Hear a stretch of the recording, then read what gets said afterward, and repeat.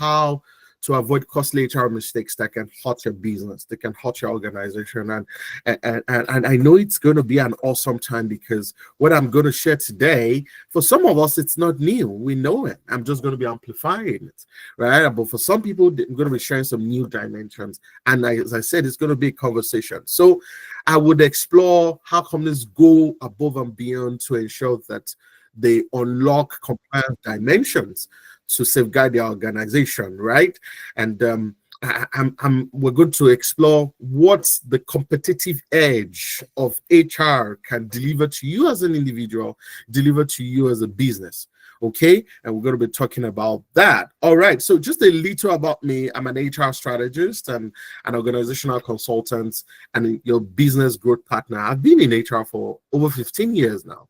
Okay, and I've been doing HR, and I've had the opportunity to work with Fortune 500 companies. I've supported hundreds of business leaders, hundreds and thousands of professionals, when it comes to building high-performing organizations, scalable organizations. Have been able to support that. Then I'm also the founder and lead consultant of Luminous. I specialize right now. I'm focusing in supporting SMEs, right? My big passion is helping individuals, helping professionals. But from a business lens, the focus is to support small and medium scale organizations to transform their HR, to go beyond administrative dimensions of HR, right? And support them to eliminate risk, to manage compliance, manage people, which is the biggest deal in any business. Okay, I'm also a teacher. I teach at University of Calgary. I teach HR. I lecture HR there, and that's what I do. I'm very passionate about HR. In the last few years, I've had opportunities to work directly or indirectly with certain organizations, and work with some clients, and we are still expanding. And so fundamentally, I've had opportunities to work with the Calgary Library, Black Women Network, Chisholm. I work directly with Coca-Cola. I have had opportunities to do stuff with Ambrose University, a couple of other organizations that I've been able to directly impact their HR, either from a training perspective, from a recruitment perspective, or from a learning perspective. I've been able to do that. And this is just a few lists I've put there. Okay. And so let's get into it. Why are you here today? 4 reasons why you may be here.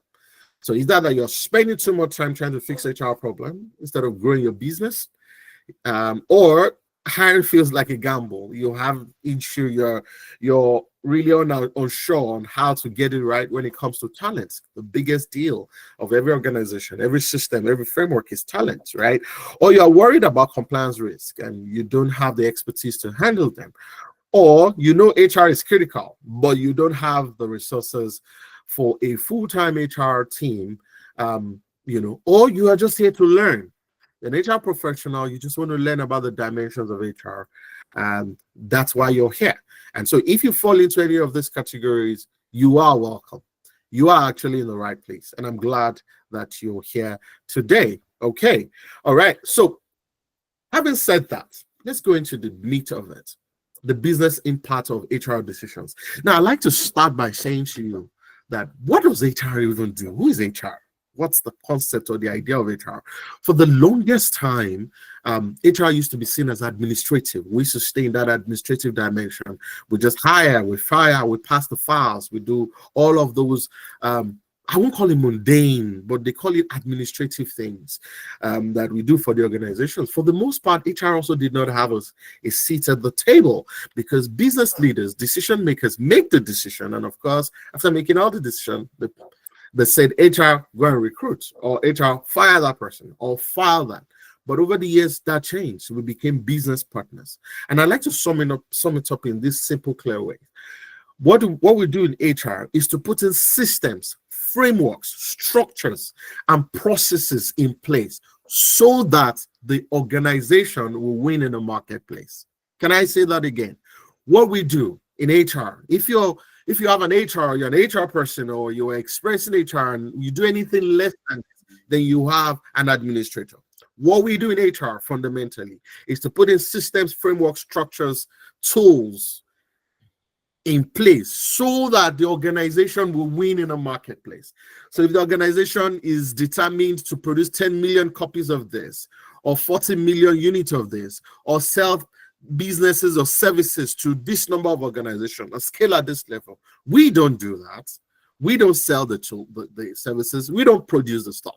But we are the enablers. We put in systems, framework, structures in place so that this will happen. Without us, no business is going to succeed, because fundamentally you need people, and people need to be managed. People need to excel, either from our recruitment, bringing the right people, compensation and benefits, paying them right to stay, make them stay, training, empowering them to do the job, to stay on the job, right? Or employee relations, managing the intricacies of employees, ensuring the right policies, frameworks, and procedures is in place to manage it. We do all of that. Succession planning, performance management, we do all of that just to ensure that we have the right people, we motivate them well, we inspire them well, we pay them well, we did make them stay, we make them grow, so that the organization will win in the marketplace.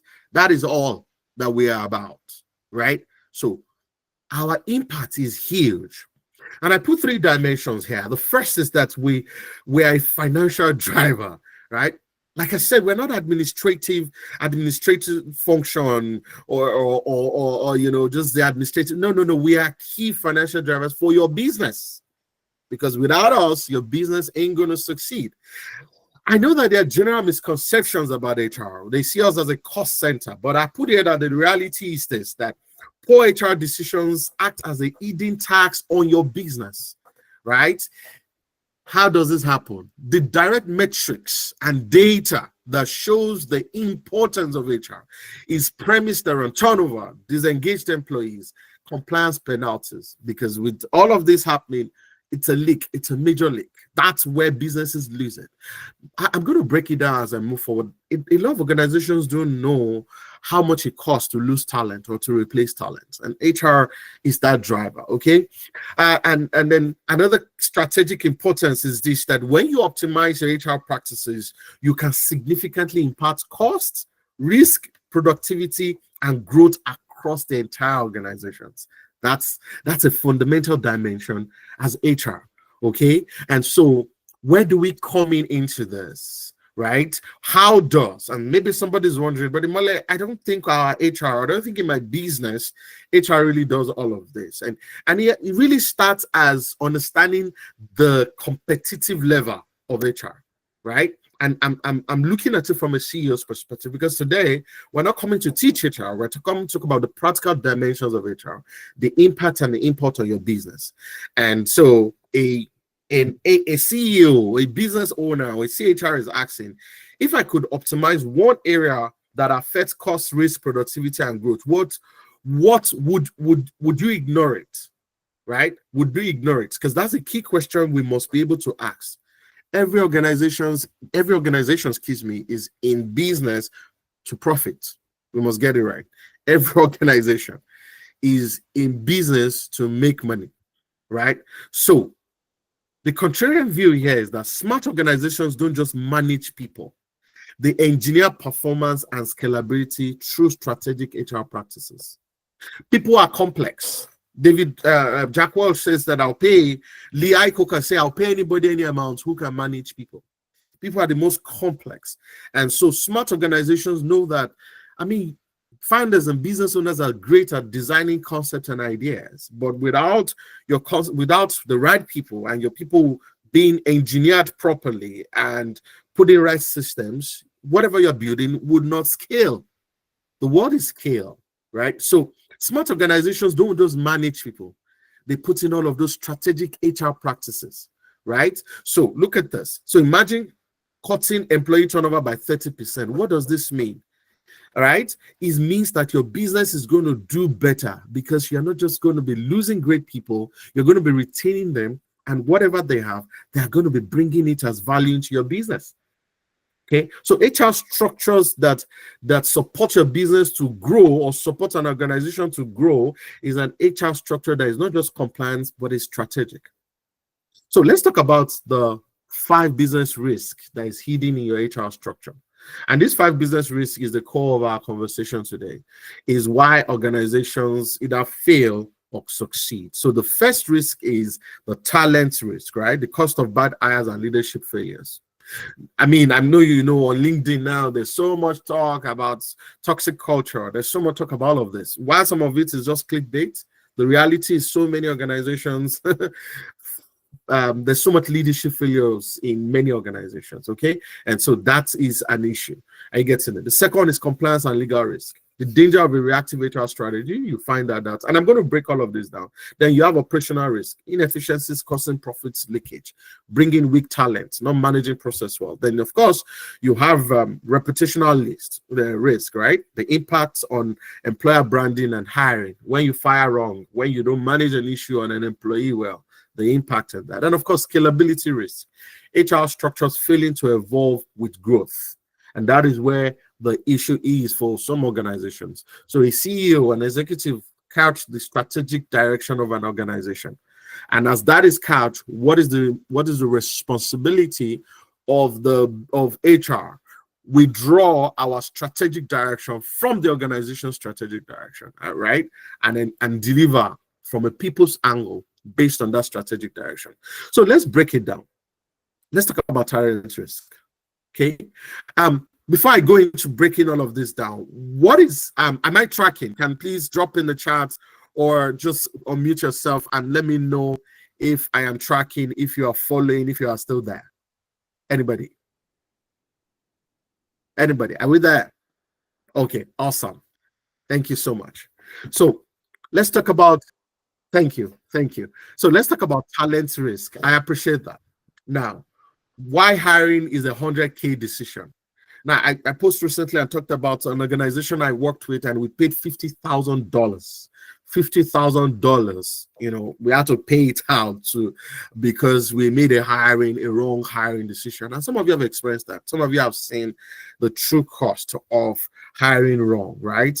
Hiring is not just it's not just about filling roles. It's a business decision that has direct financial impact, especially in a country like Canada, where the rule of law, where Employment Standard Act is being followed.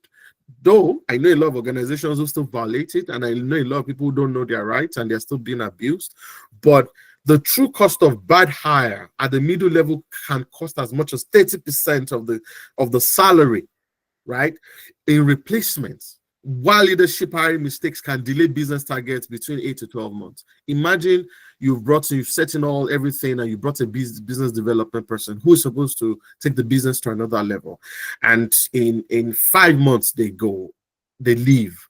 You're going to start all over again, right? You're going to start all over again. It's going to impact your business. It's going to impact growth and stability. So the CEO's dilemma, and I'm using the CEO's dilemma in most of my approach because we need to see from a business end. You're either CEO or you're supporting an organization. So the key question is, are we hiring for fit or we're hiring for speed? I need to let that sink. Do you have process, systems, and framework in place where you're hiring for fits, not just for speed? We want to quickly fill this role. So the question here is the challenge many organizations face in their recruitment process. Weak recruitment process that does not fully take you through the right process to extract or to attract and procure the right talent. So what's the solution here? We need to rethink hiring as a predictive function, not just as an HR process. We need to implement data-driven competency model to reduce bias and enhance success rates in hiring decisions. You can't select people based on our biases. There are various biases in hiring, like me bias. There's different kind of biases that people have, in hiring. And the truth about it is, for you to be effective, you need to have predictive processes in place. From your questions, they must be formal if you're choosing to use informal. From how you assess the talents, for what we call realistic job previews, right? Different tools to ensure that you're not just attracting or hiring based on how you feel, you're attracting based on clear models and frameworks that is tested. Because results shows over and over. When you do it that way, you get better results, you get better talents, right? And you save your organization from all of these headaches. The second part is compliance and legal risk. There's a huge compliance legal risk in hiring. Huge, huge, huge. Compliance is not just about avoiding penalties, it's about building a defensible, scalable workforce that supports business growth. So research says that there's over 1 billion in employment lawsuits filed annually with small and medium scale businesses, paying more per legal violation than large firms. You know why? Large firms have their structures and systems in place. Then they have a army of legal team. They have a army of well-trained HR professionals who understand this. I am dealing with legal case right now, or due to compliance issue. Very early this morning, I still sent out an email to a client because of a particular thing we're dealing with an employee that we're letting go. I still dealt with that about 3 times this week with different individuals, different clients. Compliance and legal risk is huge, is high, is expensive, and it's more for small and medium scale organizations because there are a lot of intricacies, there are a lot of loopholes, there are a lot of processes that are not in place that people don't comply or people are not aware, right? And so there are unexpected legal settlements, there are a lot of bottlenecks, and there are potential brand elements. And then there's a human element where a manager is making the decision, is not thinking through, is not following, is not following systems properly. And how do you deal with this in a business as an HR professional? 3 key step model here. Number 1 is to audit. Small businesses and HR professionals must audit. You must identify the high risk areas in your contract, policies, employee classifications to understand your current compliance landscape. You must know if you are exposed, if your business is exposed. People are funny. When push comes to shove, people will make a decision for themselves. The country we live in is a legal battle, legal trigger kind of country, right? And rightfully so, because 2 things. A lot of employers have mismanaged, have not supported or managed employees very well. Then number 2, people have the rights and they will exploit the rights. So you want to audit your system. The second step is to shield your organization. It doesn't matter if you're 5, 20, 100, you want to shield it. You want to implement preventive structures that eliminate risk before they surface, right? And so you want to be proactive. You start by, of course, auditing your system. And number 3 is to train. This is the biggest one for me. You need to equip managers with the ability to mitigate risk. A lot of managers don't know how to navigate those risks. And frankly speaking, a lot of people are promoted into managerial roles because they are good at what they are doing, not necessarily good at managing people. I've investigated cases where it wasn't what was done, it was how it was done. Managers just moving from thoughts to action, no emotional gatekeepers, right? And think about it. The burden of proof is on the organization, not on the employee, right? When you get to front of an arbitrator, when you get to front of the labor board, or you get to front of the human rights, they are not going to put preference on you. It's going to be on the employee, and you have to prove. And so you need managers who are well trained, who will ensure compliance throughout the organization, who understands how to really, really manage. Okay. The other partner is also operational risk.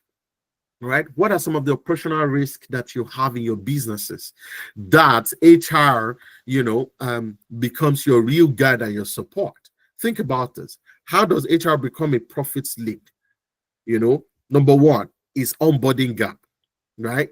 Most times there's lack of structural onboarding that can result to a loss of 60 productive days per hire. So you just brought in state talents. They are good at what they are doing. They're good at what they are. But because there's no structured onboarding, where they know your process, system, tools, they know the interrelationships, they know how to navigate, they know all of this. Once that is in place, once that is not in place, you're going to lose time. You're going to lose issues. And this is an operational risk for your business, right? And the other part is performance management. Ineffective performance management can lead to 21% of lower productivity across the organizations. Think about it. Everybody has deliverables and their expectations, and they are documented in the job description, right? How do you manage that? We call it performance management. How do you ensure that the expectation matches with the deliverable? What is the metrics we're using to manage that? When you don't have strong structures and systems in place, you are going to leak. performance. There's going to be issues. Okay.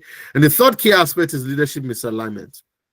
When leadership, then there's misalignment among leadership, it causes disengagement and it spreads 5 times faster than engagement amongst employees. So you need alignment from top down, alignment of values, alignment of frameworks, alignment of ideals, alignment of guiding principles, alignment of expectations and deliverables.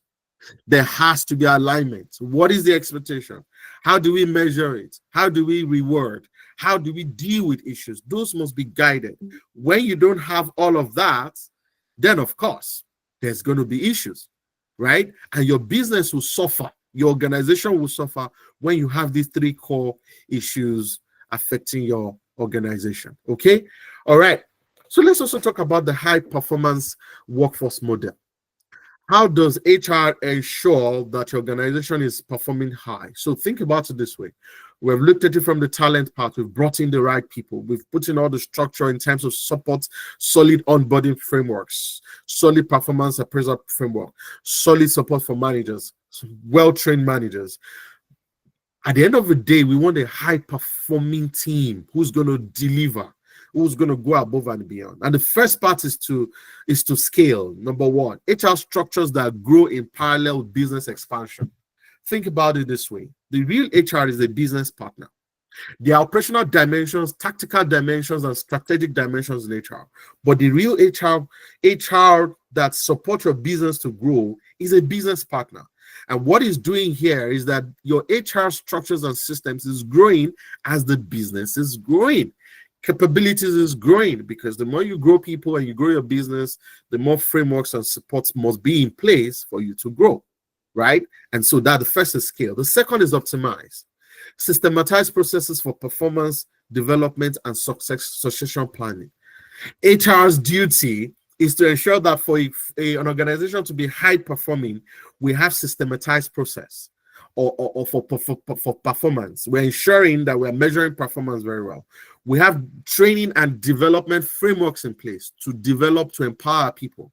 And then there's a succession pipeline, right? If this person leaves, who's going to take that position? If I'm growing my business and I want to push this person forward or up, how would we navigate that? That must be in place for your business to be high performing, right? And HR puts these structures in place.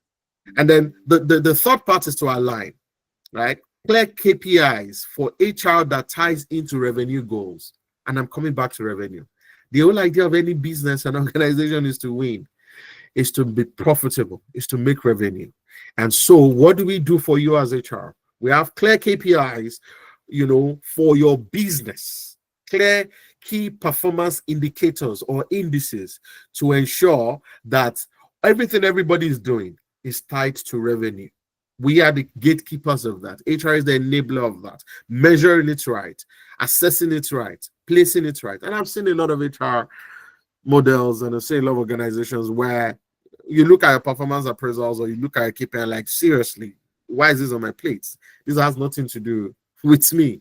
I know some of you must have expressed that, but you see, for us to be the high-performing team workforce, you need an HR who understands this, and that means they fully understand your business and they're able to really do that for you. And so the third part is aligned, right? So this model really provides a framework for transforming HR into a strategic, profits-driven function that supports business growth at any level. If you don't have HR that is supporting your business growth at any level, you are not ready for game. Okay, quickly here, we're going to drop you an assessment.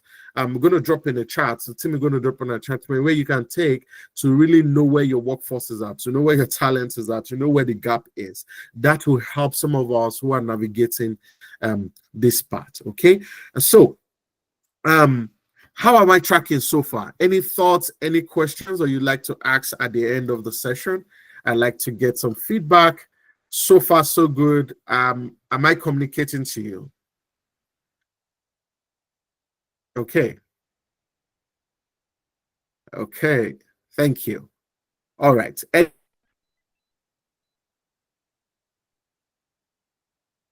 other feedback? So far, so good. Okay. Okay. Thank you. Okay, I see. Okay, thank you so much. All right, if you have a question, is it okay to just drop in chat, or we take the question? We take the question later. Okay, I'll be glad if you're fine with us taking the question just after the session. Okay. All right. So, thank you. Thank you for acknowledging that. Okay. So let's move on. Okay. So now I want to talk about the reputational risk, because HR, employee experience, is the growth driver. What is the reputational risk when it comes to the factors or the elements that leaks your business from an HR perspective? First and foremost, many view employer branding as a nice to have rather than a critical business decision. Think about it this way. Let's talk about employer branding from a practical angle. Let's talk about Apple, for instance. Apple, every year Apple produces a new iPhone. Every year. I still use iPhone 14. That was from like 2 years ago. It's still very functional. It still serves my purpose. It's still solid. But every year you have iPhone 15, you have iPhone 16, you have iPhone 17. And every year they make a lot of money. In the billions, people buy. Why? They have a solid brand. And so employer branding is such that I remember data showed some years ago that every time Google puts out a job, they have 3,000 applications for that one job in the first 1 week. They have a solid employer branding. And so employer branding is not just a nice to have, it's a critical business function, because at the end of the day, in a competitive market, you lose talent, or you don't have the right talents, are coming to you, right? And the reality is that 85% of job seekers won't apply for a company with poor reviews or hiring experience, right? And of course, this directly impacts your talent pipeline. Employees are smarter these days. They go to check online, they go to check Workapolis, or they go to check Indeed, they go to check for reviews. And so as a business owner, as well as an HR lead, your branding, your employer's branding is critical. You can't take it for granted, right? Think about it this way. When was the last time you bought anything online that you didn't go to their profile first, that you didn't go and check the organization, or you didn't go and check reviews, or you didn't go and check? It's critical. You go to check. In fact, when you are recruiting, I know when I'm recruiting for talent, or I'm recruiting for clients, or even when I am on the other side, I go online to check. People go to check. People check what others are saying, right? So you want to treat candidate experience as a marketing function, right? As a marketing function, as a sales function. You want to use engagement metrics as a leading indicator of business success. What is the market saying? What is the metric saying? What is the feedback we are getting? And how to do it, how to do this is intended to training your leaders to be ambassadors and not just managers. And this has to be deliberate. I see people leave organizations, and immediately they are leaving or they're about to leave, you begin to treat them as strangers. No, that's bad practice. These are the people that are supposed to speak for you. These are people that are still they'll still go out there and talk about your organization and market it. In my organization that I'm building, I'm making a point of duty that anybody that is leaving for any reason, we still maintain a relationship, right? And so it's very critical that you build your employer brand is strong, or you as an HR professional ensure that you're looking at those indicators, because either you like it or yes, as business expands, you need people. And if you have a negative employer branding, most people will not want to work for your organization. And think about it, the generation we're coming into, everything is changing. So you want to treat candidates' experience as an experience. Don't ghost. Ensure that you have a system in place that is giving feedback. I know sometimes we drop the ball. I know mistakes can happen. But as your business grows, you want to put in all of those things that are levers for solid employer experience. That is critical. Okay. And so let's talk about future-proofing HR for business growth, the scalability risk. Okay. You want to scale your business, there is a risk that comes with it. And so if you are in your first phase of business growth and expansion between 0 to 50 employees, what do you want to do to support your organization? Number one, you want to implement a lean tactical HR practice to establish a foundation of growth. When you're still within 0 and 50, you want to provide a very lean tactical HR practice. not wide, not broad, lean, 1 or 2 HR support, or engaging a third party to help you manage your HR. You want to keep it lean, but what you want to do is establish foundation for growth. Okay, and what are the foundations for growth? Ensuring that you have all the right policies in place, ensuring you have the right culture in place, or cultural assessors, or cultural levers, the things that drive the right culture, the things that drive engagements, the feedback, the solid performance appraisals and assessment framework, ensuring that you have all of that in place. Now, phase 2, 50 to 200 employees. Here, you transition HR into a business function. You are aligning more closely with strategic goals. A business function, when you're at this level, typically you have a whole unit of HR. See, SHRM says that you need at least 1 HR for 100 employees. So if you are here, depends on the nature of your business and the competencies and capabilities of your team. You want to ensure that you're transitioning into a business function, standalone function that is strategic to your goals. Everything they do is mitigating risk, minimizing risk, elevating the game for you. The third phase is 200 and above employees. HR, you want to evolve HR into a strategic engine that drives companies' wide performance and innovation. If your HR is not driving company-wide performance and innovation at your phase 3, then you don't have an HR. Think about it this way. Your head of IT doesn't drive it. Your head of business does not. Your marketing leaders do not. They have their function. They deliver on their function. But HR is the one that drives that company-wide performance and innovation. Bringing in the right people, empowering the right people, measuring them very well, positioning them well, empowering them well, right? And of course, kicking out those that are not. Because sometimes you must come to the reality of business dynamics. Jack Welch came up with his model, 70-20-10. I know that some people say it's not so inclusive, of course, so we need to progress. But part of it is that you would part-time always have 20% of hypos in your organization. You must recognize them. You have 70% who are just the basic people. They're the ones sustaining the organizations. They are not so hypo, but they are the steady bit. And you have a 10% that you need them to go, because you need them to go to recycle. You need them to go to ensure you are bringing the right fit. Okay, but there's been more progressive model, but that's Jack Welch model, right? But fundamentally, it is such that you have an HR that's supporting your business wide, your business strategy. So, so we've done different case studies that show how a company cut turnover by 40% by aligning their HR strategy with the growth stage, demonstrating the power of scalable HR practices. From your recruitment, like I said, to your training, to your onboarding, to your training, to your compensation philosophy and framework, you are cutting down turnover. Because in the first place, you are attracting the right people. You are keeping the right people. You are growing the right people for your organization. And those are strong HR imperatives. You need strong HR to deliver on that.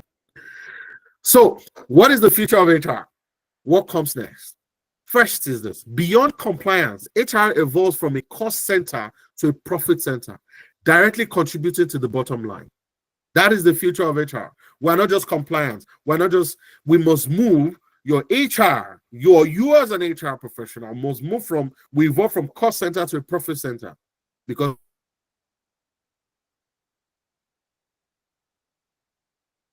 we contribute directly to the bottom line. If you remove us, there's no bottom line. Or better, the bottom line is weak. And the second dimension is from admin to strategy, where HR becomes a key lever for competitive advantage, shaping business strategy. Right? Think about it this way. Every CEO right now, a CHRO. So you have a lot of organizations that their CEOs, their CHROs are becoming CEOs. Top HR leaders are becoming CEOs, right? And part of the reason is because HR brings a competitive edge in shaping business strategy. Because we know that culture eats strategy for breakfast.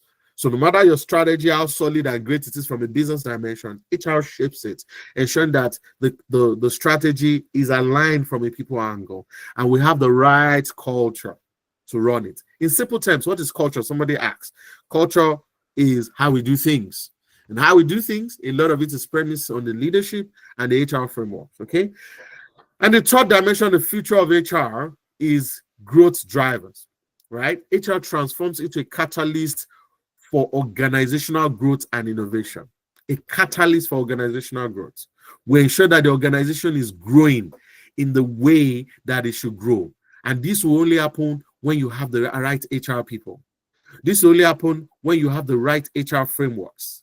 This would only happen when you are looking at all the key indicators you should be looking at for your business to grow. Business cannot grow without solid HR. And the future of HR is built around this. And you can have the future of HR, right? You can have the future of HR. So how does this happen? Let's build the right steps. Let's build this right. And what are the next steps? The next steps is it depends on where you are and depends on what phase you are and depends on what is important for you. First and foremost, for us, Luminous Consulting, we provide you a free HR risk assessment. Okay, if you we'll drop the link for you, and of course we'll also send it to you after now. And the only idea is that you take advantage of this exclusive offer, for to identify your key HR risk.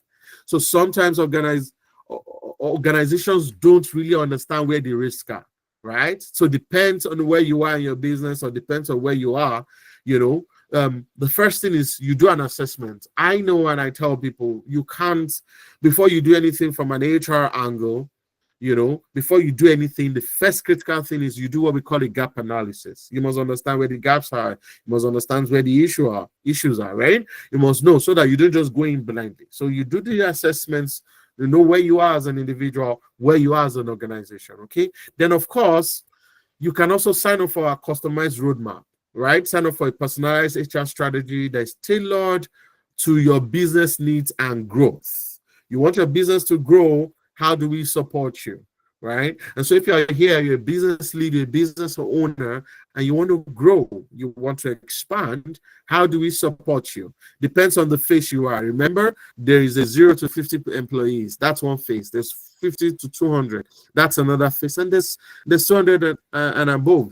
That's another phase, and it's phase 3. Okay, and of course the third part is to implement small HR. To implement small HR issues today, you need to prevent multi-million-dollar problems tomorrow.